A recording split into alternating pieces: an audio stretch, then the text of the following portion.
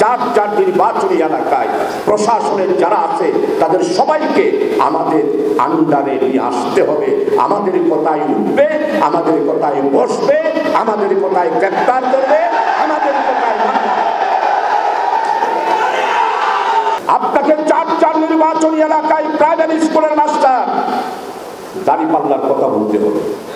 উচ্চ মাধ্যমিক বিদ্যালয়ের সমস্ত শিক্ষক নুরুল আমিন ভাইয়ের ফটিক শরীফের দাঁড়িপাল্লার কথা বলতে হবে। পুলিশ আপনার পিছনে পিছনে হাঁটতে হবে। ওসি সাহেব আপনার কি প্রোগ্রাম সকালবেলায় জেনে নেবে আর আপনাকে প্রটোকল দেবে। টিএনএ সাহেব যা উন্নয়ন এসেছে সমস্ত উন্নয়নের হিসাব যিনি নবীনী তার থেকে খুঁজে বের করতে হবে। আমি আমার দক্ষিণ জেলায় অনেককে সহযোগিতা করেছি। আমি তখন আমার ক্যান্ডিডেট হিসাবে নাম ঘোষণা হয় নাই। উপদেষ্টাদের সাথে সম্পর্ক ছিল। লোহাগাড়ায় 100 কোটি, সাতকানিয়ায় 100 কোটি বাস্তবায়ন করার জন্য। লোহাগাড়ায় 10 কোটি, সাতকানিয়ায় 10 কোটি। আপনি যদি জনগণকে কিছু দিতে না পারেন, জনগণের অভাব, অভিযোগ, চাহিদা, আপনারা বলেন ডেকোরেশনের যারা বয় আছে তাদেরকে মেজবান বলা হয়। ডেকোরেশনের বয়দের সাথে কোনো সম্মেলন আমাদের হয়েছে পর্যন্ত না। আমরা তো বয়দেরকে বুটারাই মনে করতেছি না।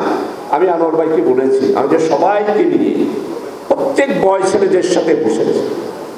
এই জন্য আপনারা যারা এসেছেন আমাকে মাফ করবেন। নির্বাচন সংগঠন নয়, সংগঠন অবশ্যই রাখবে। সংগঠন আমাদের মৌলিক ভিত্তি, সংগঠনেই আমাদের একমাত্র ধারণ এবং বাহক। কিন্তু জনগণকে যদি জাগাইতে না পারেন তাহলে নির্বাচনে বিজয় হওয়া বড় কঠিন। যেমন বিগত ফ্যাসিস্ট সরকার শুধু আওয়ামী লীগের জেলা সামন্তদেরকে নিয়ে দেশ শাসন করতে চেয়েছে, জনগণের থেকে বিচ্ছিন্ন হয়ে গিয়েছে। তাই জনতার আন্দোলনের মাঝে, জনতার বিচারের কাছে আওয়ামী লীগ এবং নেতারা সবাই পদত্যাগ করে বিদেশে পালাতে বাধ্য হয়েছে। এই জন্য আগামী দিনে আপনারা যারা আজকে দায়িত্বশীল উপস্থিত হয়েছেন, আমি সবার কাছে অনুরোধ করব, সময় আর নাই। নভেম্বর চলে গেছে, ডিসেম্বর, জানুয়ারি। ডিসেম্বরের 7 তারিখ নির্বাচনের শিবির ঘোষণা করব। আর যতটুকু জানতে পেরেছি, কেন্দ্রই নিশ্চয় জানছে, আমি যতটুকু জানতে পেরেছি ফেব্রুয়ারির 5 তারিখের নির্বাচন ঘোষণা দিয়ে তাদের সময় আছে মাত্র 60 দিন। ডিসেম্বরের 30 দিন, জানুয়ারির 30 দিন, এই 60 দিন। এক একটা নির্বাচনী এলাকায় ভোট সেন্টার সর্বনিম্ন হলো 120, সর্বোচ্চ হলো 172, এবং প্রত্যেকটা সেন্টার ভিত্তিক 10টা করে পাড়া। সম্মানিত নবীনবৃন্দ, আপনারা কয়টা পাড়ায় পৌঁছেছেন? প্রত্যেকটা পাড়ায় তো আপনাকে পৌঁছতে হবে।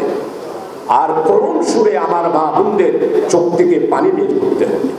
ইনশাআল্লাহ যেভাবে যদি করেন আল্লাহ তাআলা আমাদেরকে কবুল করুক।